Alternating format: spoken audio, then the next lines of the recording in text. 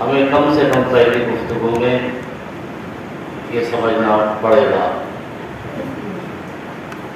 यकीनन मैं पूरे अशरे में ये मौजू नहीं आपके गोशगुजार करूँगा, सिर्फ आज जो है और पहली गुफ्तगू में मैं कुछ बातें अपने मिजाज के मुताबिक करना चाहता हूँ।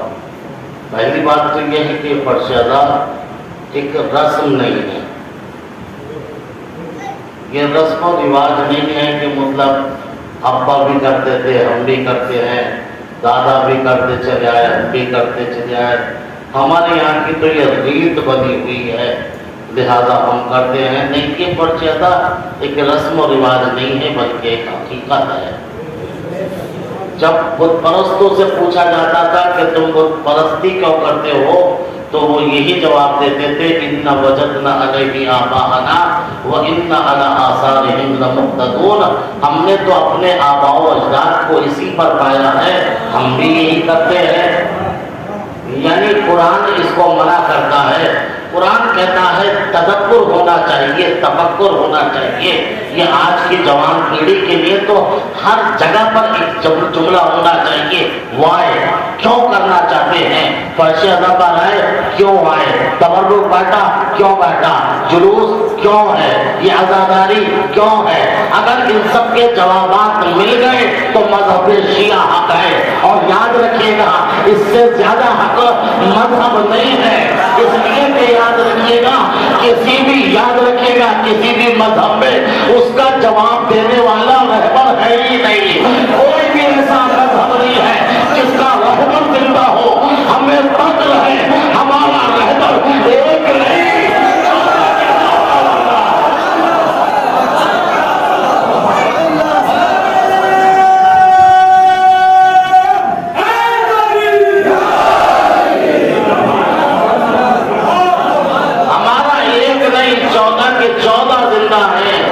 हम जो है अशहदु अन्ना मोहम्मद रसूलुल्लाह का तर्जुमा ये नहीं करते कि मैं गवाही देता हूँ आप मोहम्मद अल्लाह के रसूल थे। हम थे वाले नहीं हैं, हम है वाले हैं। और फरमाया अज़ीज़ान मोहतरम, लिहाजा पहला सवाल ये है कि फर्श अदा क्यों बिछा है, मकसद क्या है, फर्श अदा का मकसद क्या है। याद रखना, दिस इज लास्ट स्टेज, ये आखिरी स्टेज है। बस अगर कोई यहाँ पर आके न सुधरा,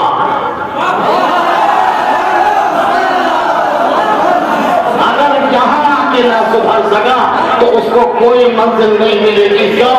इसलिए कि वक्ती कुफ्र अस्काबा बरइज्जत कुजा मानत मुसलमानी। जब काबे से कुफ्र उठने लगे तो फिर मुसलमान कहाँ मिलेगा। जब फर्श अज़ा बनाकर फिक्र बेदार न हो, ज़मीर बेदार न हो, शऊर बेदार न हो, फिर कहाँ बेदार होगा।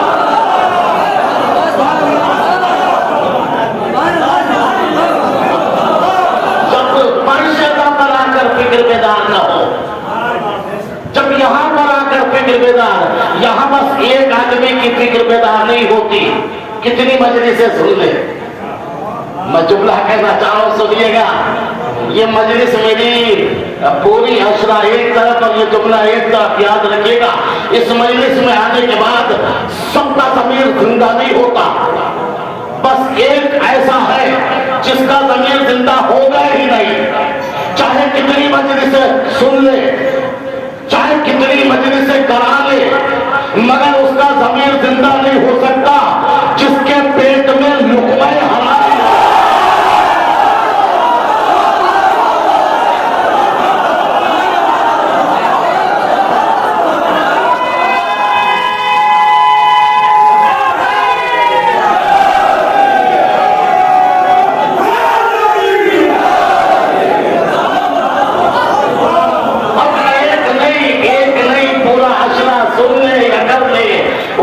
जो है कोई भी ज़मीर जिंदा नहीं हो सकता।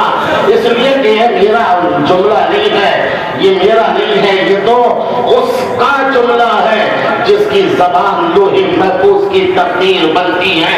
उस हुसैन ने कहा था, मैं जो तकरीर कर रहा हूँ, जो मैं खुतबा दे रहा हूँ, मुझे पता है मेरे खुतबे का असर तुम पे नहीं होगा। इसलिए बुतूनुकुम मिनल हराम, क्योंकि तुम्हारे पेट हराम से भर चुके हैं, क्योंकि तुम्हारे पेट हराम से भर चुके हैं। अब जुमला कहूं अज़ीज़ान मोहतरम, जिसके पेट में हराम का होगा, इमाम हुसैन की बात का असर न होगा। तो सोचो जिसके पेट में मस्जिद का हो,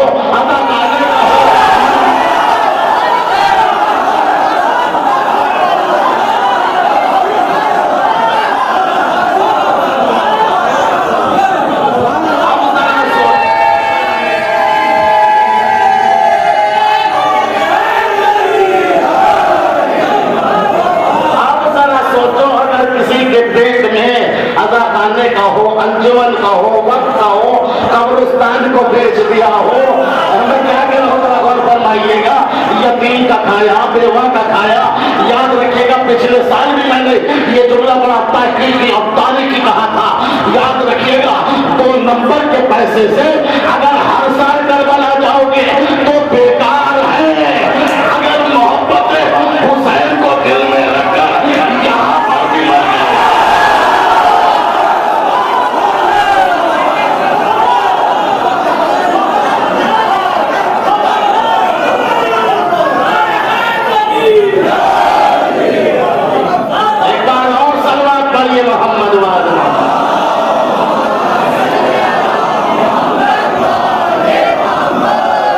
इसलिए कि याद रखिएगा, करबला जाना वाजिब नहीं है, हलाल कमाना वाजिब है। अभी भी बात नहीं पहुंची तो जुमला कहो, हजरत अब्बास की नजर की 8 मुहर्रम में 50 देगे पकाना वाजिब नहीं है। नहीं नहीं अज़ीज़ान मोहतरम, 50 देगे पकाना वाजिब नहीं है। हलाल पैसे से बच्चों का पेट भरना वाजिब है, याद वाजिब है। इमाम फरमाते हैं बच्चों का पेट हलाल से भरो, अगर तुम बच जाए तो 50 ग्राम हलाल से नजर में रह लेगा, उससे बेहतर है। नहीं, जुमला सुनिएगा, जुमला सुनिएगा अज़ीज़ान मोहतरम, अगर कोई 500 देगे हराम के पैसे से हजरत अब्बास की नजर की देगे पकाता है और एक 50 ग्राम पकाता है, तो ये 500 के सामने 50 ग्राम वाला सर झुका के न चले, सर उठा के।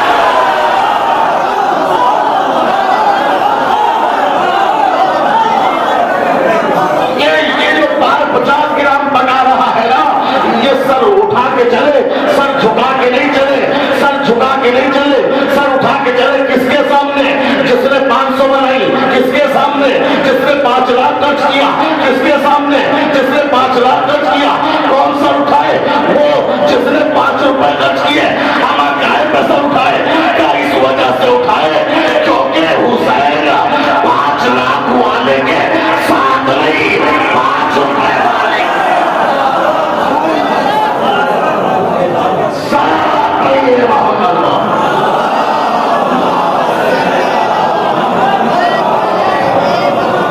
एक बार और सलवात पढ़िए मोहम्मद।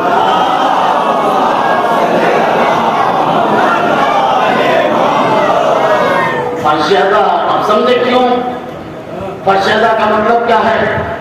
ज़मीर का बेदार होना, फिक्र का बेदार होना, तदब्बुर का बेदार होना, तफक्कुर का बेदार होना। कैसे पता चले किसका ज़मीर जिंदा है, किसका ज़मीर मुर्दा है? कोई अलामत तो शरीयत ने बताई होगी। सरकार ने कहा इय्याकुम वल मुजालसतिल मौता, खबरदार मुर्दों के पास न बैठना। अरे क्या कह रहा हूं, फरमाइएगा। इय्याकुम वल मुजालसतिल मौता, खबरदार मुर्दों के पास न बैठना, मुर्दों के पास न बैठना। सरकार से पूछा लोगों ने, क़ीला बमनिल मौता, ये तो बताइए ये मुर्दे कौन से हैं जिनके पास बैठने से आप मना कर रहे हैं? हमें तो मुर्दों से बड़ा डर लगता है, आप कहते मुर्दों के पास ना बैठना। ये मुर्दे कौन से हैं? सरकार ने कहा कुल्लु गनिय्यिन अक़ला हो गया, हर वो मालदार जिसकी दौलत ने उसे बेहोश कर दिया हो।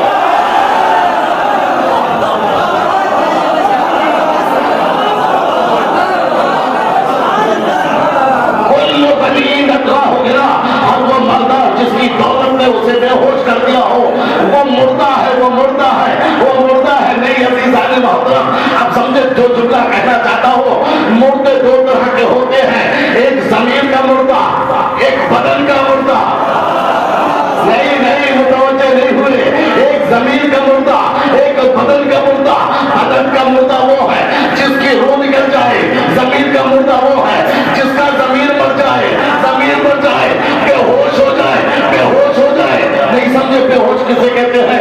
एक आदमी तख्त पर पड़ा था बेहोश, गाने सुनाओ तो इसे पता नहीं, नोहा पढ़ो तब इसे पता नहीं, मरसिया सुनाओ तब पता नहीं, चचा बैठ जाए तब पता नहीं, हाँ फूफा बैठ जाए तब पता नहीं, मामू बैठ जाए तब पता नहीं, पड़ोसी आ जाए तब पता नहीं, आलिम आ जाए तब पता नहीं, जाहिल आ जाए तब क्यों नहीं पता?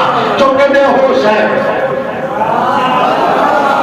अरे मैं क्या कह रहा हूं, ये क्यों नहीं पता? क्योंकि बेहोश है, बेहोश है। अगर दौलत आने के बाद कोई रिश्तों को ऐसे ही भूल जाए,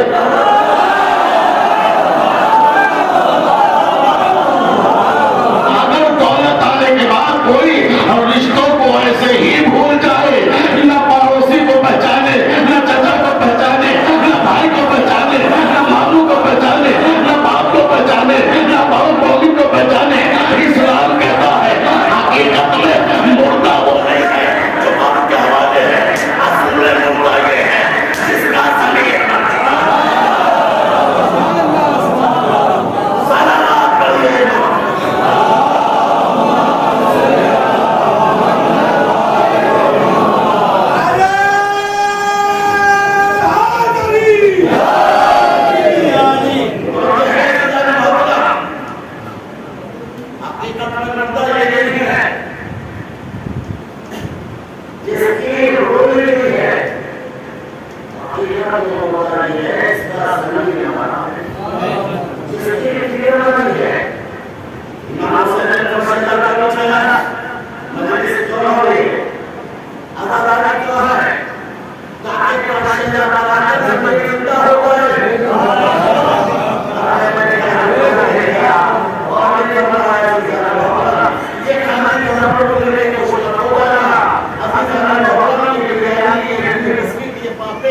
पार्लेजी का बिस्किट हमारा तबर्रुक नहीं है, असल में हमारा तबर्रुक है परशेरा बनाकर हमारा ज़मीर भी जिंदा हो जाए,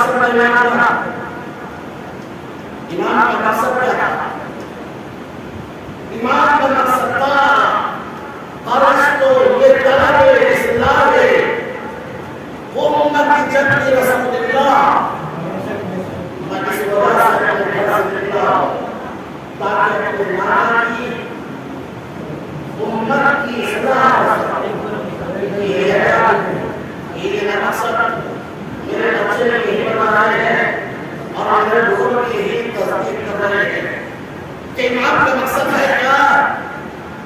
ताकि अपने नाना की उम्मत की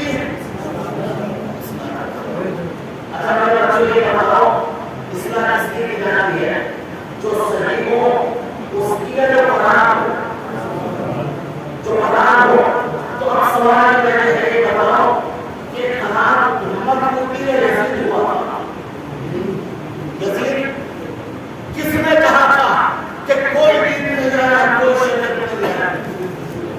किसने कहा था कोई नहीं आया? किसने कहा था कोई रसूल नहीं आया? किसने कहा था कोई कुरान नहीं आया? यजीद ने।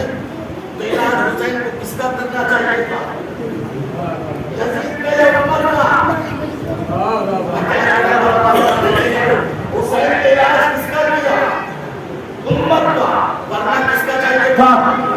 अरे भाई मेरा हाथ ये टूटा, मैं डॉक्टर के गया, उसने प्लास्टर इस पे बांध दिया।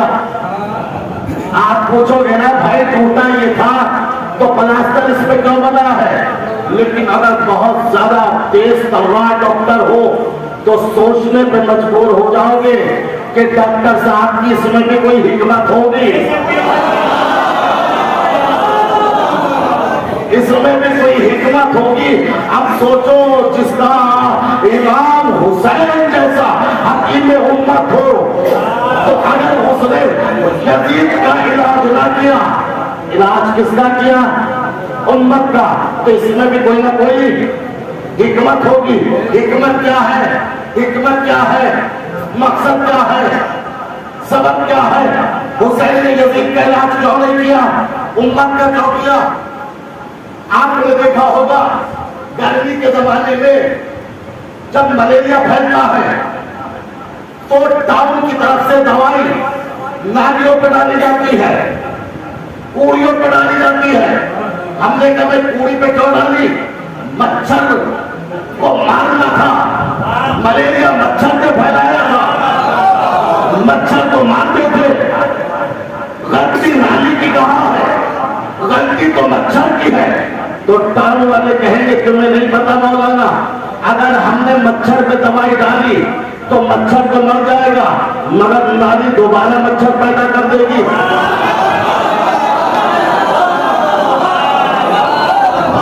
नाली मच्छर दोबारा पैदा कर देगी, हम फिर मच्छर को मारेंगे, फिर नाली दोबारा पैदा करेगी, हम मच्छर को मारते रहेंगे, नाली दोबारा पैदा करती रहेगी।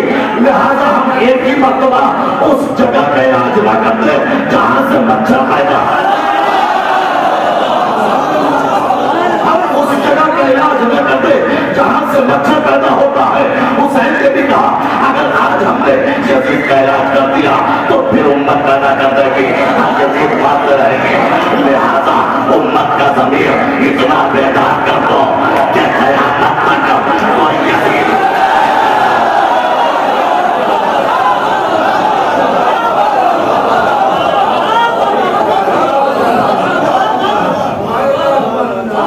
सलावत पढ़िए मोहम्मद वाला।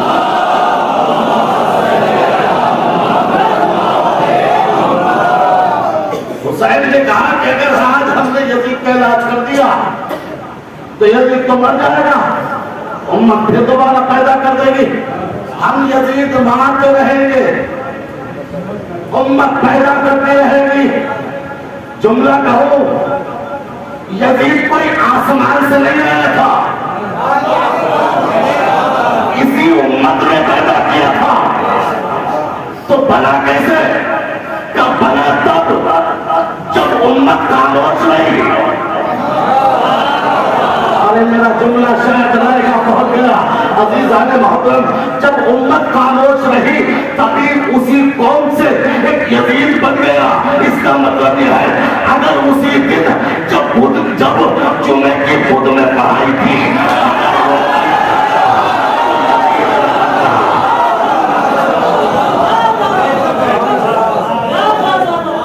अगर उसी दिन जिस दिन जुमे की बुध में पढ़ाई थी रोक दिया जाता तो यजीद न बनता।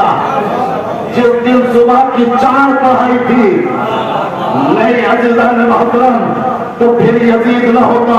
इसी वजह से हुसैन ने उम्मत के ज़मीर को, शऊर को, फिक्र को, तदब्बुर को, तफक्कुर को इस तरह से बेदार किया कि 61 हिजरी से पहले तो यजीद मिले मगर 61 हिजरी के बाद आज तक न आज के बाद तक यजीद पैदा हुआ है न पैदा होगा। सलावत करिएगा।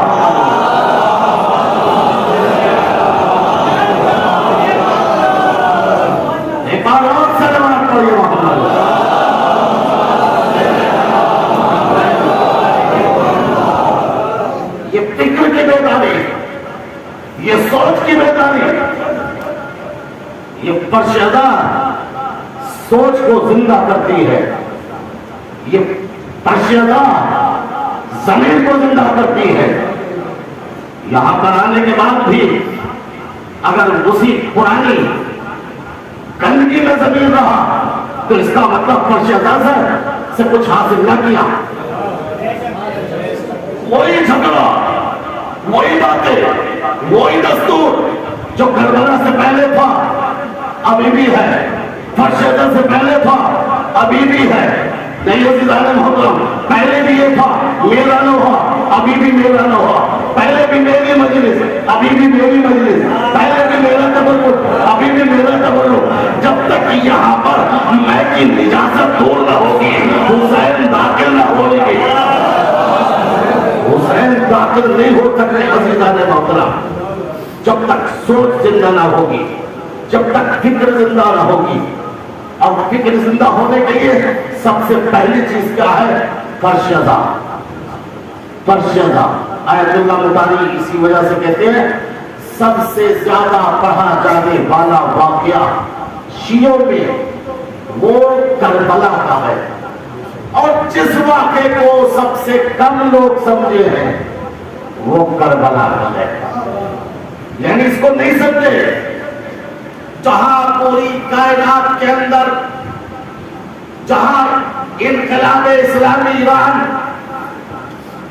पूरे मुल्क को कामयाब करता है इसी आशूरा से, और ये कहता है हज तारीफ मस्कर वाला तारीफ, जो भी आज हमारे पास है वो करबला की देन है।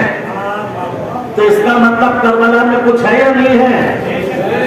अगर गांधी जी से पूछा जाता है भारत को आपने आजादी कैसे दिलाई, तो आपने यही कहा अगर मेरे सामने 72 का किरदार न होता तो मैं अपने मुल्क को इतनी जल्दी आजाद न कराता। और फरमाया अज़ीज़ान मोहतरम, ये 72 जो है ये 72 जात नहीं है, ये नमूना है फिक्र का, तदब्बुर का, तफक्कुर का, तशक्कुर का। अगर ये किसी कौम में आ जाए तो वो कौम जिंदा हो जाए। इसी वजह से तो रसूलुल्लाह ने कहा था तुम हमें मिटाना चाहते हो, हमें तुम नहीं मिटा सकते, इसलिए कि जब हम 72 थे तुम तब न मिटा सके।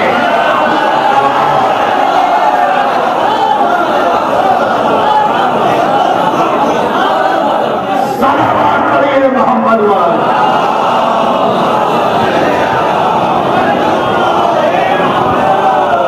लेकिन मेरे जवानों याद रखना है, फिक्र आशूरा होनी चाहिए, फिक्र हमारी आशूरा होनी चाहिए, मिशन हुसैनी होना चाहिए, तहरीक हुसैनी होनी चाहिए। जो हुसैन की तहरीक, जो करबला की तहरीक, जो फर्शदा की तहरीक, फर्शदा पर आओ तहारत के साथ आओ, बावजूद आओ, क्योंकि लश्कर इमाम में निजात का कोई तसव्वुर नहीं है। ये एक इबादत है, और इतनी बड़ी इबादत तो मस्जिद में भी नहीं मिलेगी आपको। वो वाजिब है या मुस्तहब है, मगर यहां तो सांस लेना भी इबादत है, यहां सांस लेना भी इबादत है। मगर याद रखिएगा ये इबादत बगैर मस्जिद के पूरी नहीं होगी। ये इबादत बगैर मस्जिद के पूरी नहीं होगी। और याद रखेगा तभी मकसद आशूरा लोगों की समझ में आएगा जब मस्जिद का मजमा और मजलिस का मजमा बराबर हो जाए।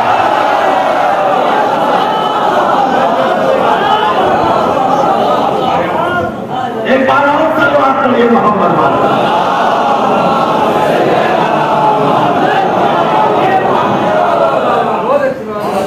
जब मजलिस का मजमा और मस्जिद का मजमा दोनों बराबर हो जाएगा।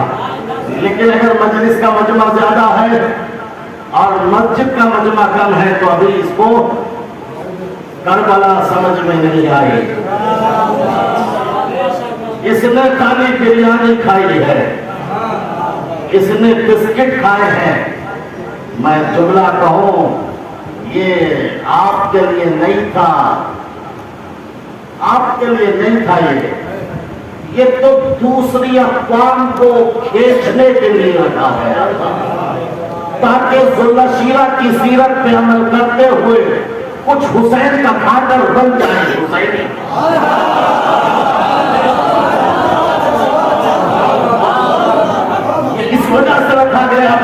के ज़ुल्हशीरा की सीरत पे अमल करते हुए मजलिस में आने के बाद जिन्हें कभी बिरयानी न मिली, हुसैन की बिरयानी डाले और कम से कम एक बार तो सोचे हुसैन क्या है। मैं क्या करूँगा और बताइएगा, कम से कम एक बार तो सोचे हुसैन क्या है। एक बार तो अलम को देखे, ये अलम क्या है, ये वही जो मुफ्ती कहता था या कोई और है। चेक करते हैं, अलम को पकड़ के कहते हैं गाजी अब्बास अगर अगले साल तक औलाद मिल गई तो 2 तरह चढ़ाऊंगा, और औलाद मिल जाती है तो पता चलता है ये बात की मंजिल और है।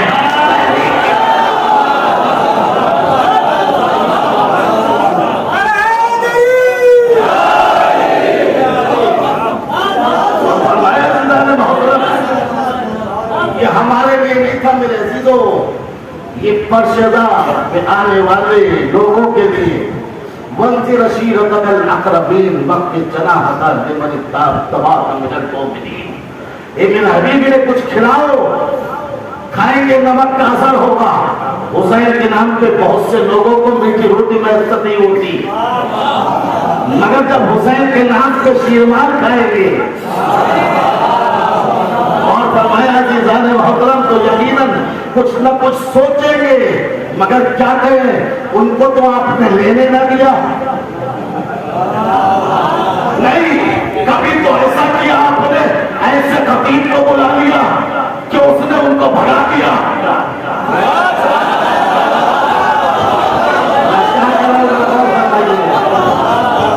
कभी तो आपने ऐसे खतीब को बुलाया कि उसने यहीं से अपनी जबान से उनको भगा दिया जो मजलिस बुलाने के लिए थी।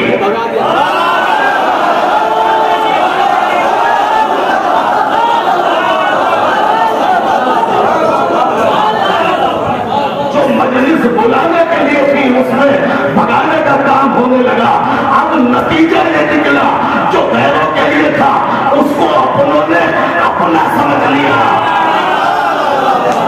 उसको अपनों ने अपना समझ लिया और इस बिरयानी को तबर्रुक समझा, बिस्किट को तबर्रुक समझा, जबकि ये मजलिस का तबर्रुक हमारे लिए नहीं था। हमारा तबर्रुक क्या था?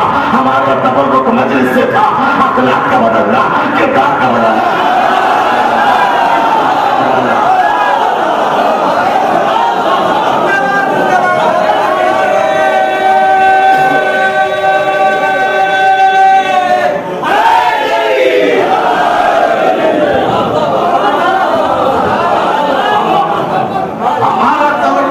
किरदार का बदलना, अखलाक का बदलना, हमने इसको अपना समझ लिया। एक जुमला कहना चाहता हूँ अजीज़ान मोहतरम, पहली मजलिस है, इसी वजह से ये तो सारी मेरी जिम्मेदारियां हैं। याद रखिएगा रोज़े महशर 3 लोग नहीं बचेंगे, 3 लोगों की गर्दन पकड़ी जाएगी।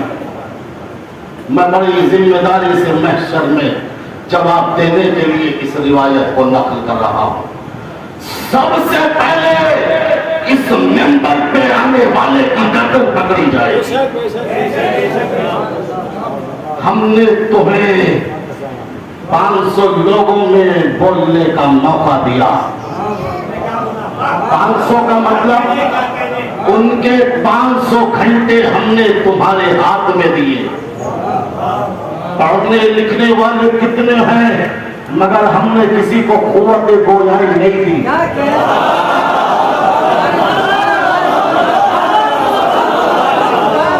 खतीब बनना एक कमाल है, खतीब बनना एक कमाल है। सब खतीब नहीं होते। यजीद ने यही तो कहा था जब एक जंजीर में जकड़े हुए ने कहा, ऐ यजीद मुझे भी इजाजत दे कि मैं भी कुछ लकड़ियों के ढेर पे आके कहूं, तो यजीद ने कहा नहीं कामोद, तुम्हें नहीं पता बनी हाशिम में बड़े बड़े खतीब हैं।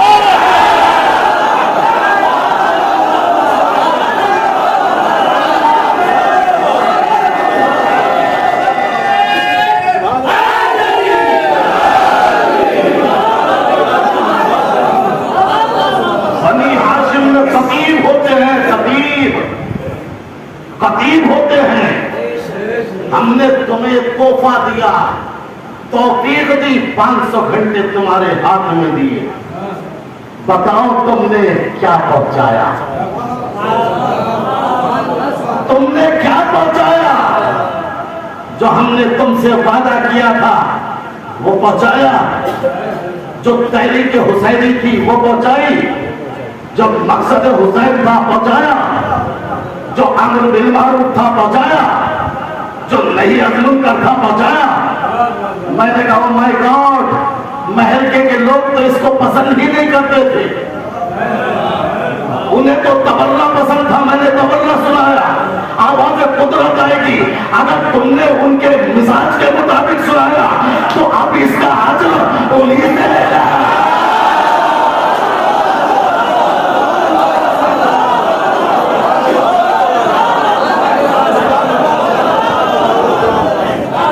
अब इसका अजर उन्हीं से लेना। जब मेरे लिए कुछ नहीं पढ़ा तो मुझसे कैसा ये मेरी गर्दन पकड़ी जाएगी। लेकिन मैंने कहा परवरदिगार, मैंने तो सुनाया था, मैंने तो अपनी जिम्मेदारी पूरी कर दी। अब दूसरा नंबर आएगा, मैं नाम नहीं जानता कि किसने मुझे फोन किया, किसने मुझसे वादा लिया कि हमने तुम्हें मुंतजिम बनाया था, हमने तुम्हें अंजुमन का जिम्मेदार बनाया था, तुमने चापलूसी इख्तियार की, तुमने ताल्लुकात को इस्तेमाल किया, तुमने रिश्तेदारी को देखा, तुमने उसको नहीं बुलाया जो हक जानता था, तुमने ये जानते हुए कि ये मुस्तहिद की तौहीन करता है फिर भी मिन्नत पर बुलाया।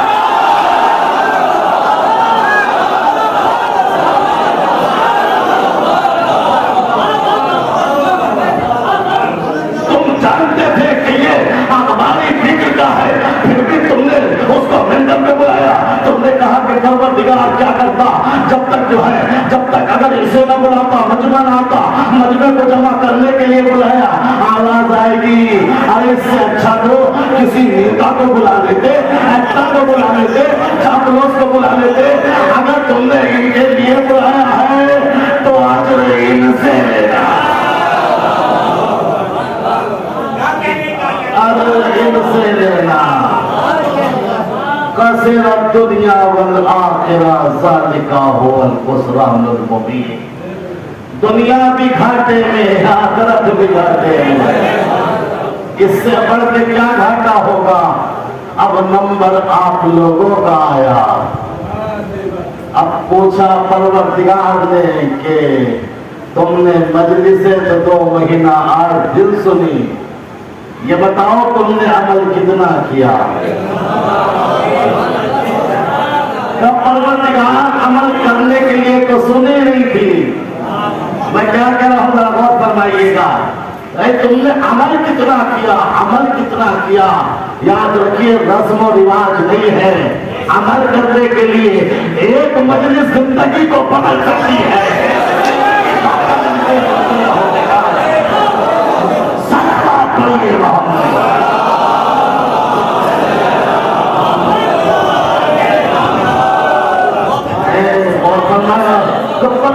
हम क्या करते, गलत भी पड़ता था, मौलवी तो हम टोकते नहीं थे।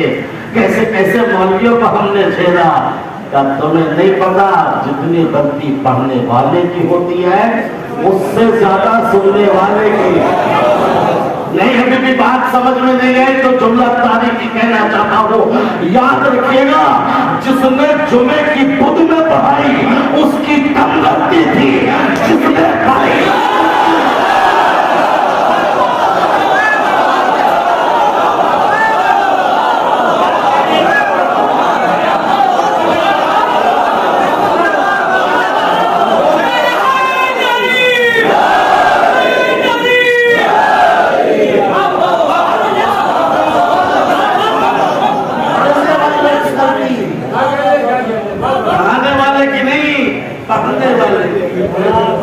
यहां से आके और फोन कह के चला गया, मगर आप सुनते रह गए।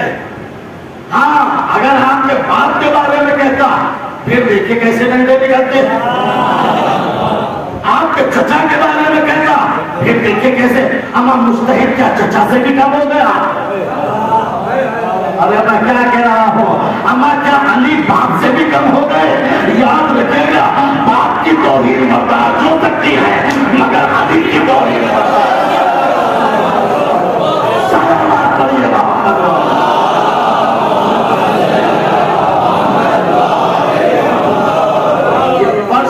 में 3 लोगों से सवाल होंगे और जब सवालों के जवाब हो गए तो इस पर्शियदा का नतीजा 3 चीजें निकलेगी।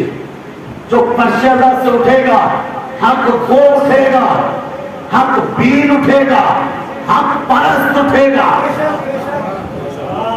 मेरे जवानों बड़ा जुमला मैंने पूरी तहकीक को जो है 3 जुमलों में पेश किया। पर्शियदा का नतीजा क्या होगा? हक परस्त, शख्सियत परस्त नहीं, हक परस्त, हक परस्त, हक जिधर होगा, हक जिधर होगा, चाहे दुश्मन की तरफ चाहे दोस्त की तरफ, हक जिधर होगा उसको मानेगा। ये नहीं जो मेरे रिश्तेदार ने कहा, जो मेरी पार्टी वाले ने कहा, जो मेरे पास बैठने वाले ने कहा। अहले बैत हक परस्त चाहते हैं, शख्सियत परस्त नहीं। जुमला कहूं तारीखें सुनिएगा, देखता हूं कितना मुताला है मजलिस से सुन सुनकर। अहले बैत शख्सियत परस्त नहीं चाहते, हक परस्त चाहते हैं। इसी वजह से अली ने कहा मोहम्मद मेरा बेटा है। सुनिए जुमला, जुमला सुनिए, मोहम्मद मेरा बेटा है इसलिए क्योंकि हक परस्त है। अगर हक परस्त न होता तो जमल में बैल के साथ होता।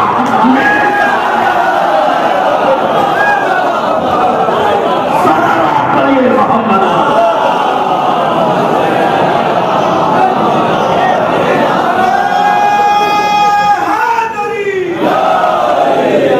हक परस्त, हक गो और हक शरास, हक भी, ये अलामत पर्शियदा से है।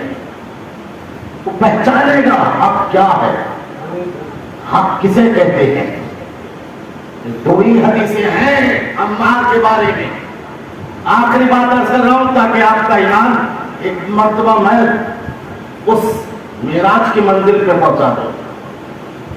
2 ही हदीसें हैं अम्मार के बारे में नबी की। एक हदीस यह है, या अम्मार सतुक्तलो फियतुन बागिया, ऐ अम्मार तुझे अनकरीब एक बागी गिरोह कत्ल करेगा। एक हदीस। और दूसरी हदीस यह है, या अम्मार इन सलका अलीयुन फी वादीन व सलकन नासो फी वादीन आकर फसलुक मा अली। ऐ अम्मार अगर पूरी कायनात के लोग एक रास्ते पे चले और पूरी कायनात के लोग एक रास्ते पे चले और तन्हा अली एक रास्ते पे चले। जुमला सुनिए, पूरा जुमला। ऐ अम्मार अगर पूरी कायनात के लोग एक रास्ते पे चले और अली तन्हा एक रास्ते पे चले तो तुम अली के पीछे चलना, पूरी कायनात के रास्ते को छोड़ देना। इसलिए कि पूरी कायनात के भटकने का इम्कान है मगर अली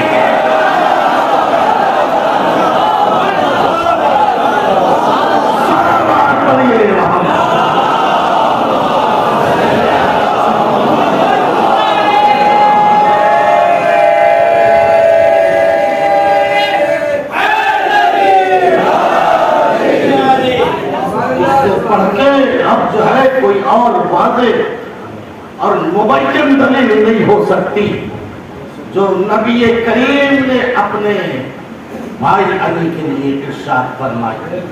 तो ये पर्शियदा 3 हमें सिफात देती है, हक भी बनाती है, हक को बनाती है और हक परस्त बनाती है। और अगर 3 सिफात फर्श अज़ा से हासिल ना हो तो इसका मतलब ये है कि हमने फर्श अज़ा से कुछ नहीं सीखा। वमा अलैना इल्लल बलाग, पैगाम को पहुंचाना हमारी जिम्मेदारी थी और मानना न मानना आपकी जिम्मेदारी। ये फर्श अज़ा और चांद रात।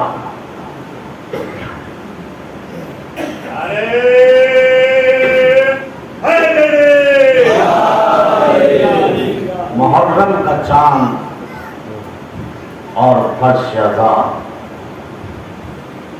यकीनन जब अहले मदीना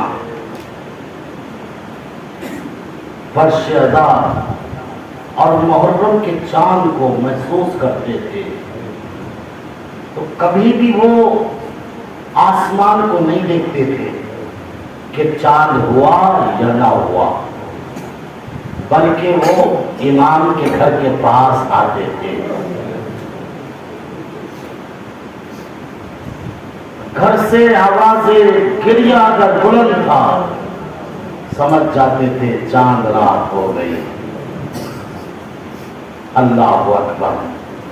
इमाम फरमाते थे यब्न शबीब इन कुन तबाकियन फब्न अलल हुसैन, ये शबीब के बेटे अगर रोना चाहता है तो मेरे जद हुसैन पे आंसू बहा, इसलिए कि मेरे जद हुसैन को 3 दिन का भूखा प्यासा जमीन करबला पे शहीद कर दिया गया, मजलूम कत्ल किया गया और ऐसा कत्ल किया गया कि बादल कत्ल बेदर्दिल कैले सहिबूनी के कत्ल के बाद घोड़ों की टांगों से मेरे जद हुसैन के लाशे को इस तरह से पामाल किया गया कि जब सगी बहन ज़ैनब लाशे हुसैन पे आई तो भाई के लाशे को पहचान न सकी। अजरुकुम अल्लाह, खुदा कोई गम न दे सिवाय गम हुसैन के। हाँ, चांद मुहर्रम का नमोदार हो गया। हाँ अदादारों, ज़ैनब ने भी देखा होगा ना ये चांद, हाँ लैला ने भी देखा होगा ना।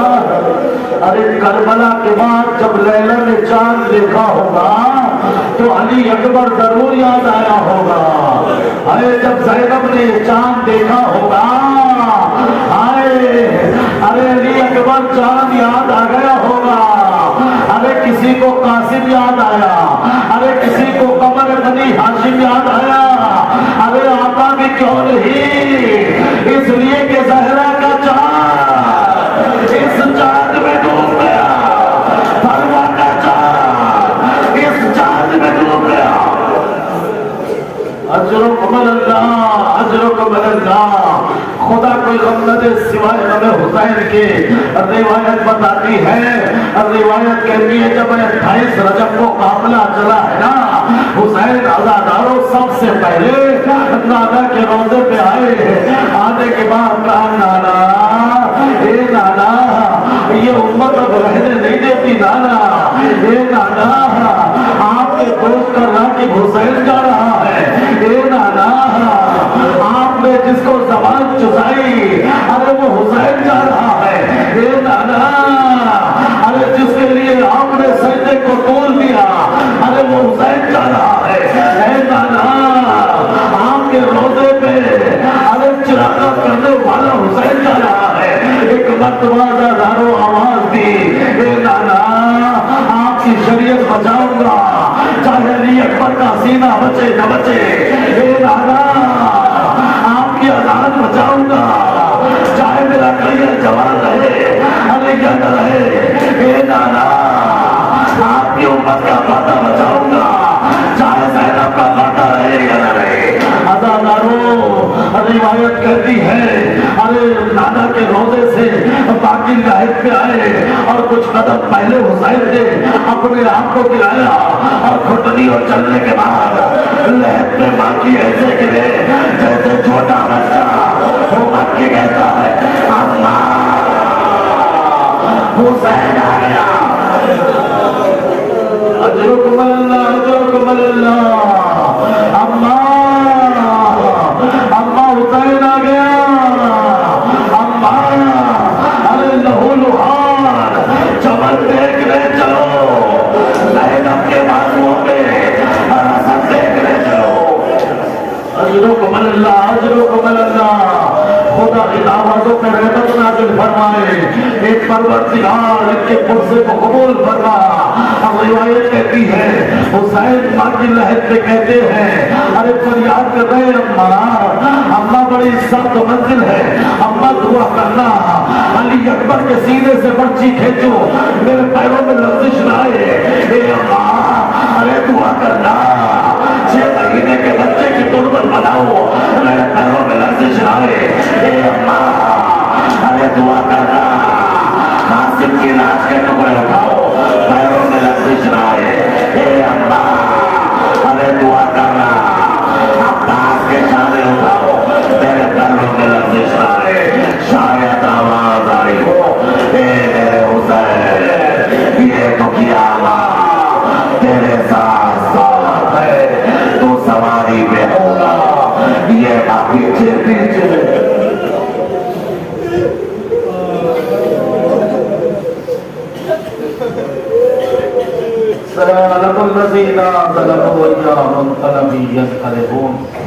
खुदाया हमारी मुख्तसर सी इबादत को कबूल फरमा। जो तेरे चाहने वाले के अज़दार हैं जान की माल की इज्जत की नामुस की हिफाजत फरमा। परवरदिगार ज़माना पूरा शोभ है, शियाने हैदर कररार जहाँ कहीं भी आबाद है उनकी जान की माल की इज्जत की नामुस की हिफाजत फरमा। परवरदिगार हमें कोई गम न दे सिवाय गम हुसैन के। ये परवरदिगार हुसैन के गम में रोने की तौफीक इनायत फरमा। ये परवरदिगार हक के अदा करने की तौफीक इनायत फरमा। ये परवरदिगार मुंतकिम खून हुसैन के ज़ुहूर में ताजीब फरमा। ज़ुहूर के बाद हमें उनकी आवाज़ अंसार में शुमार फरमा। रब्बना तक़ब्बल मिन्ना इन्नका अंतस समीउल अलीम। मातम हुसैन।